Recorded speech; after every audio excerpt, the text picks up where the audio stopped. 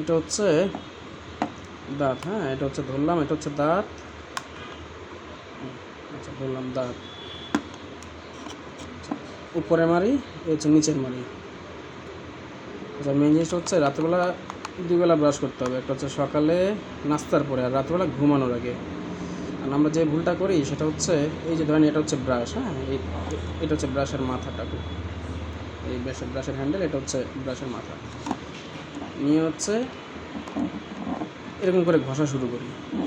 দেখেন, এইভাবে করে হচ্ছে ঘষা শুরু করি, এইভাবে এইভাবে করে ঘষা শুরু করি। কিন্তু এইভাবে ঘষা যাবে না।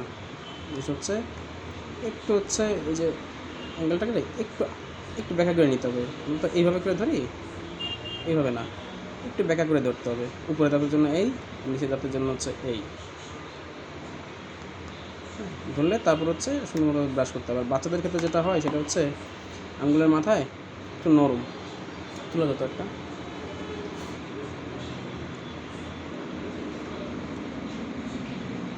ধরেন